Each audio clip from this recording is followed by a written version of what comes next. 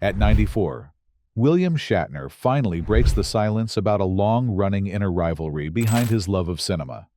For decades, the man known as Captain Kirk has flown through galaxies on screen, yet off camera. The real voyage has been his relationship with the movies that shaped him. These aren't just favorites. They are markers of his journey. Which films made him say, "That's what I want to do"? Which ones challenged him? Which ones unsettled him?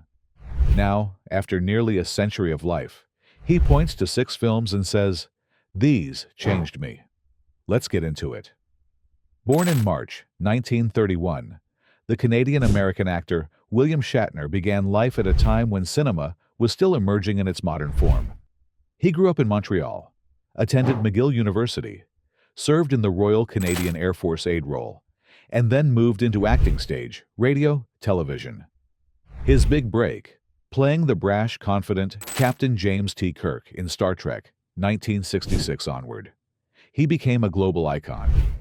But Shatner always remained one foot in the theater of ideas rather than pure spectacle, whether in Shakespeare plays, Canadian broadcasting, or oddball albums and public appearances. He associated strongly with craft, voice, timing, presence. He believed in storytelling, in the power of the image, and in the way film could expand the boundaries of the self. Over the years, he moved between roles, heroic, comedic, tragic, and often publicly reflected on performance, legacy, age, mortality. The man who had flown into deep space on screen often spoke of the gravity of earthly life and the passage of time. And so when he was asked, in his 9th decade, to pick his favorite films of all time, the list revealed not only which movies he loved, but what he valued: dimension of story, moral complexity, craftsmanship, the clash of actor and director, the interplay of subject and camera. Before we hit the main centerpiece of his list, we first look at 4 entries that set the stage for his deeper confession, because in them, you can already see the patterns of his cinematic soul. First, let's talk about Lawrence of Arabia, 1962. This wasn't just an epic, it was a revelation. For William Shatner, Lawrence of Arabia remains the ultimate fusion of poetry and power. David Lean's camera doesn't just capture the desert, it baptizes it. Every grain of sand, every mirage, every distant horizon becomes a test of endurance and ego. Shatner sees in Peter O'Toole's luminous performance a reflection of his own lifelong duality. The hero worshipped for control, secretly longing for meaning. He often recalls watching the film as a young actor and realizing that cinema could be spiritual, that scale itself could tell a story. "When the frame gets bigger," he once said, "your soul has to fill it." To Shatner, the film's paradox, a man conquering the desert but losing himself to it, mirrors Hollywood itself. The wider your success, the lonelier the journey becomes. The haunting score by Maurice Jarre, the wind-carved silence between words, those are the parts he treasures most. Even now, he'll pause mid-interview and quote the film's closing shot. A weary Lawrence staring into nothing, a hero with no home. For Shatner, that ending isn't bleak. It's honest. Greatness isolates, but art, when it's true, redeems. Rashomon, 1950. If Lawrence of Arabia taught him scope, Rashomon taught him truth. Kurosawa's masterpiece shattered the notion of objective reality, presenting one crime from 4 contradictory perspectives. To Shatner, that was the moment cinema became philosophy. "It's not a story," he once said. "It's a question, and the answer depends on who you are when you watch it." The actor in him loved the experiment. Each performance both sincere and suspect. Each account valid within its own logic. He saw it as the ultimate acting lesson. There is no single truth, only conviction. As a man often dissected by generations of fans, praised, mocked, analyzed, Shatner found liberation in Rashomon. It gave him permission not to defend one narrative of himself. He's spoken about its cinematography, the sun piercing through leaves, the mix of light and shadow suggesting moral uncertainty. Even the rainstorm framing the story feels cleansing, as if the film washes away certainty itself. Every viewing, he finds something new. Sometimes he identifies with the woodcutter, sometimes the bandit, sometimes the observer. That's the genius of Kurosawa. He made cinema, an argument you carry inside you. For Shatner, it's proof that the art form he devoted his life to doesn't give answers. It gives mirrors. Jaws, 1975. The first time Shatner saw Jaws, he laughed at how quiet it was. Then he realized that silence was genius. Steven Spielberg's thriller redefined suspense, and Shatner calls it a symphony of patience. The shark doesn't appear for nearly an hour, yet your pulse races. Why? Because suggestion is stronger than sight. That, Shatner says, is performance. He relates to Jaws as an actor's movie, disguised as a monster film. Roy Scheider's Chief Brody doesn't shout. He listens. Richard Dreyfuss twitches with curiosity. Robert Shaw burns with fatal pride.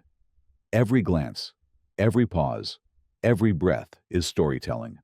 As someone who's faced the same challenge, how to hold attention while saying little, Shatner admires the film's rhythm. It breathes in terror and exhales relief, like a heartbeat. He often cites John Williams's score as the purest example of cinematic minimalism. 2 notes. That's it. But those 2 notes became fear itself. The takeaway he shares with film students is simple. You don't need to show everything. Trust the imagination. It's the best special effect ever invented. To this day, when the music starts and the camera dips below the waterline, he feels that chill. Again, proof that true storytelling still bites hardest when unseen. The Godfather, 1972. If Jaws is about control, The Godfather is about consequence. Shatner calls Coppola's saga a Shakespearean tragedy with espresso. Every element, the lighting, the pacing, the performances, breathes theater. And for a classically trained actor, that's sacred ground. He praises Marlon Brando's restraint, describing the Don's whispered authority as a masterclass in gravity. But it's Al Pacino's transformation that moves him most, the son who wanted legitimacy sinking, scene by scene, into darkness. That's leadership, Shatner muses, and that's the danger of it. He relates deeply to its themes of power and loyalty. Having led ensembles, helmed productions, and navigated fame's family of egos, he understands Michael Corleone's trap. The higher you climb, the fewer people tell you the truth. He's captivated by Gordon Willis's photography faces, half lit, half hidden, as if morality itself sits in shadow. Every choice costs something. Every word echoes. When asked why it endures, he answers without pause. Because it's about responsibility, and none of us escape that. For Shatner, The Godfather isn't just a mob film, it's a parable. And every time he watches it, he finds another warning written between the lines about legacy, family, and the loneliness of command. 2001. A Space Odyssey, 1968.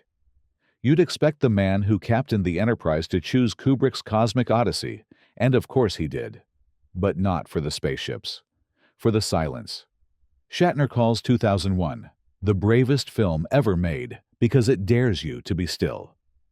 In an era of noise, Kubrick composed quiet long stretches where nothing happens except thought. He sees HAL 9000 not as villain, but mirror humanity's intellect turning inward. The astronaut's isolation, the slow drift toward transformation, it all feels hauntingly familiar to a man who spent his life exploring fictional and, briefly, real space. When Shatner actually flew into orbit in 2021 aboard Blue Origin, he said the experience made him weep. It was death I saw, he admitted. The beauty and the void, exactly what Kubrick captured 50 years earlier.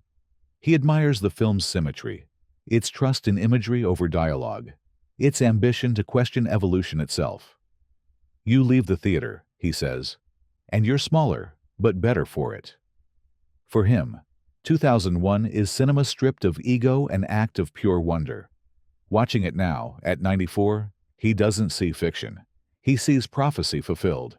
It's a Wonderful Life, 1946.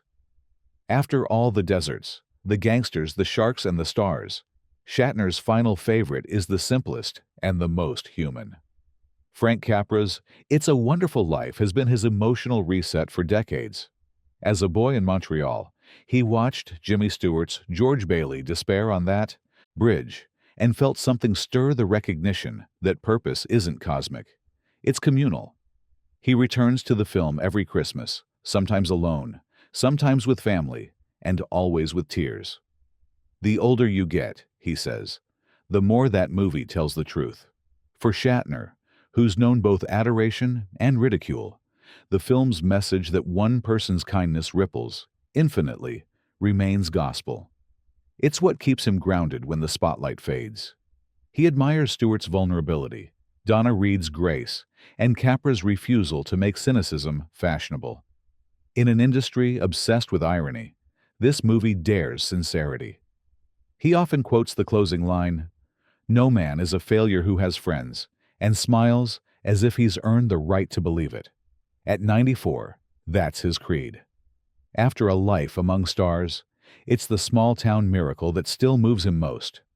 Across those 6 titles, you can read Shatner's autobiography in code, Lawrence Ambition, Rashomon Perspective, Jaws Discipline, Godfather Power, 2001 Transcendence, Wonderful Life Gratitude. Each film addresses what the previous one cost. He spent a lifetime performing courage. These are the movies that taught him humility. At 94, he's not competing anymore. He's curating meaning. And if you think it's coincidence that half his favorites involve isolation, you haven't been paying attention. What do 6 films say about a man who's lived 9 decades? They reveal a paradox. The explorer, who chased galaxies, is still in search of humanity. Shatner's list isn't about nostalgia, it's about comprehension. Each title is a coordinate on a map of awe. When asked what ties them together, he said, "They all remind me how small we are, and how big stories can make us feel." That's his credo now. No longer the captain giving orders, but the elder statesman urging perspective.